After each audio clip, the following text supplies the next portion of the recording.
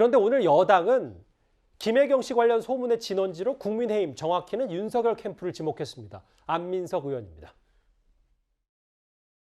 지난 2012년의 대선을 앞두고 국민의힘의 전신인 새누리당 박근혜 후보의 당선을 돕기 위해 불법적인 시발단 조직이 가동되다 선관위에 적발되었습니다. 9년이 흐른 지금 시발단과 같은 공작 정치의 망령이 대통령 선거에 고개를 들고 모습을 드러내고 있습니다. 지난 수요일 날 새벽에 자정이 넘었죠. 후보 부인의 사고가 있었고요. 그리고 그날 그 수요일 날 가짜 뉴스가 확 돌았죠. 폭력에 의한 사고였다. 그래서 제가 듣기로는北京캠프에서 윤석열 캠프에서 만세를 불렀다는 거 아닙니까?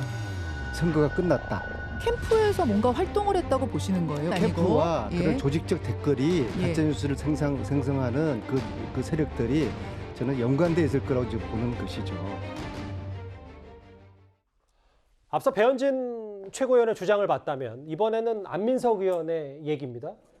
윤석열 캠프에서 김혜경 씨 관련 소식이 나오니까 선거가 끝났다, 만세를 불렀다고 한다. 윤석열 캠프와 가짜뉴스 생산하는 조직이 연관돼 있을 것이다. 안민석 의원의 주장이거든요. 이건 바로 이도하 변호사님께 여쭤볼게요.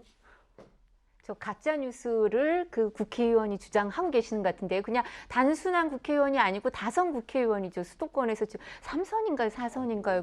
5선이세요? 예. 5선인데 저런 주장을 하시는구나. 예, 그리고 선대위 총괄 특보 단장이신데요. 저 뉴스 저거를 스크립트를 전체를 보면 어떤 말씀을 하시냐면 그 김현정 씨가 물어봐요. 그러면 제보자가 있었나요? 이런 말을 물어봐요. 안민석 의원한테. 안민석 더불어민주당 선대위 총괄 특보단장에게 물어보니까 제보자는 없었답니다. 그럼 뭘 근거로 이런 얘기를 하시냐? 그러니까 구체적인 근거가요. 정치 상식이시래요. 저렇게 근거 없이 가짜 뉴스를 주장하시는 분들을 저런 부분이 공직선거법상 문제가 되지 않을까 싶고요. 아니 선거가 끝났다고 만세를 불렀다고 한다? 이런 주장도 전혀 사실이 아니고요. 윤 캠프와 가짜 뉴스를 생산하는 조직이 연관되어 있을 것 아무 근거도 못 대고 계십니다. 구체적인 근거 없이 저렇게 함부로 말씀하시는 건 너무나 위험한 일이라고 생각을 하고요. 지금 오늘 저도 김혜경 여사라고 보통 통칭을 하죠. 이제 대통령 후보의 부인인 경우 김혜경 여사의 사고에 대해서 다시 회자되는 거는 저도 정말 안타깝게 생각하는데요. 그 국민의힘 최고위원 회의에서 회자되기 전에 안민석 총괄 특보 단장이 김현정의 뉴스쇼에 나오셔서 저런 말씀을 하셨습니다. 저런 가짜뉴스 얘기를 왜 하시는지, 왜 이 얘기, 김혜경 여사의 사고에 대해서 다시 이렇게 언급되게 하시는지 선거에 도움이 되시는지 모르겠습니다.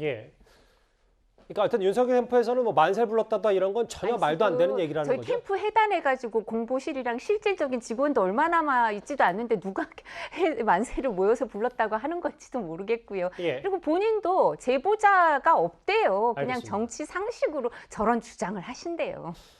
모르겠어요. 전 안민석 의원이 어떤 그 근거로 이 말을 했는지는 저도 당연히 알 수 없습니다만, 근데 대체적인 민주당 중진 의원들의 시각은 아니 낙상 사고 한 번 일어났는데 이렇게 루머와 추측성들이 한꺼번에 퍼지나? 그러면 이거 누가 조직적으로 한 거 아니야? 라는 거는 합리적인 의심을 민주당 내에서는 좀 하고 있는 것 같더라고요. 근데 선거라는 공간이요 굉장히 민감한 거기 때문에 특히 후보와 후보자 배우자의 건강 문제나 이런 사고 같은 경우는 사실은 여러 가지 썰이 나올 수밖에 없습니다. 기억하시겠지만 트럼프 대통령하고 힐러리 클린턴 후보가 붙었을 때 힐러리 클린턴 후보가 이 차를 타면서 휘청거린 적이 있어요.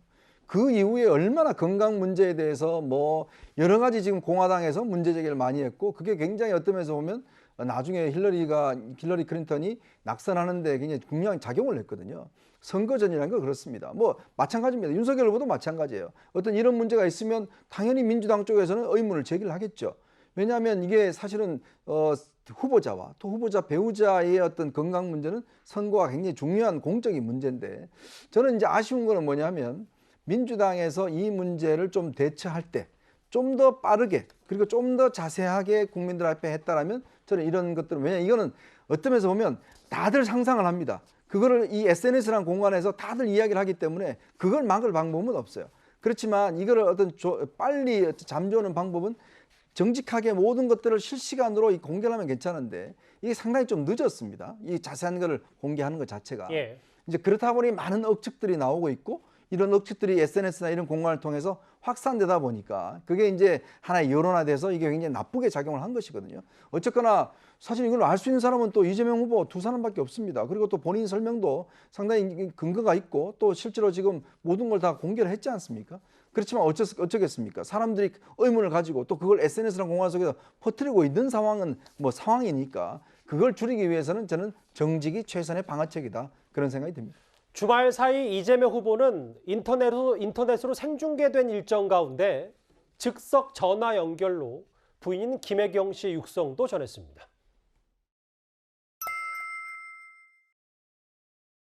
원래는 영상 통화로 어떻게 해볼까 그랬는데 지금 꼬매가지고 왜 이렇게 꼬매가지고 안 돼. 제가 그걸 때려가지고 그렇다는 소문이 있다면서요. 네. 나 처음이 없어가지고. 여보세요? 네, 접니다. 자기야. 네. 아니, 제가 비밀 하나 알려드릴까요? 제가 잠시 기절을 했었는데 눈을 딱 뜨는 순간에 우리 남편이요. 이 사람아 하면서 막 울고 있는 거예요. 굉장히 무뚝뚝하시던데. 네. 상상이 안 가시죠, 여러분들? 네. 그래서 사실 좀 되게 뭉클했어요. 제가 이제 밤에 침대에 누워 이 사람이 이제 화장실 갔는데 네.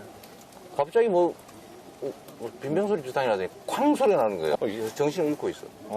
그래서 근데 이 사람 가면 어떡하지? 살아온 인생이 갑자기 쫙 떠오르는 거예요. 그렇죠. 너무 불쌍하고. 그리고 민주당 역시 당시 사고 당시에 이재명 후보의 119 녹취록까지 공개를 했습니다. 네, 119입니다. 무엇 도와드릴까요? 여보세요. 여기 인데요. 지금 빨리 앰뷸런스 좀 부탁드립니다. 몇 호신데요? 이거 내려갈 테니까요. 네, 무슨 일이신데요? 지금 이 토사광란에다가 얼굴이 좀 찢어져가지고 응급실 가야 됩니다. 네, 아내분이요? 네.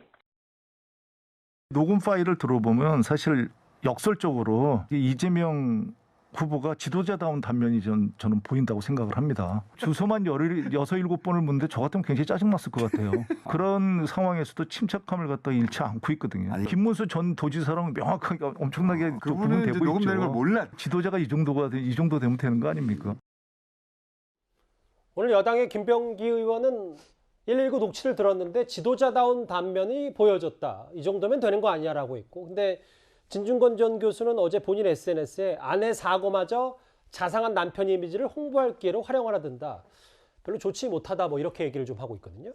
저는 뭐 두 분의 의견 다 뭐 큰 의미는 없다고 생각해요. 뭐 아내의 문제에 대해서 아내가 아파서 119 신고를 하고 병원에 가서 치료를 받고 하는 과정이기 때문에 뭐 이걸 가지고 지도자답다 또는 뭐 홍보한다 이거 자체가 잘못된 것 같고, 실제 이제 뭐 해명하라고 해서 해명했더니 또 홍보한다는 얘기가 나오기 때문에 저는 이제 아내가 아팠던 문제에 대해서는 이제 좀 넘어갔으면 좋겠다 이런 생각이 들고, 실제 이제 만약에 국민의 안위와 관련된 문제였다라고 한다면 소상히 그때그때의 과정에 대해서 밝혀주는 게 맞지만 자신의 아내가 아파서 병원에 가는 문제였기 때문에 이재명 후보 같은 경우는 어떤 특별한 대우 없이 일반인과 똑같은 어떤 처우를 받기 위해서 직접 119 신고를 하고 어떤 경호라든가 이런 거 대동하지 않은 채 그냥 일반인으로 가서 일반인으로 치료받고 나온 거거든요.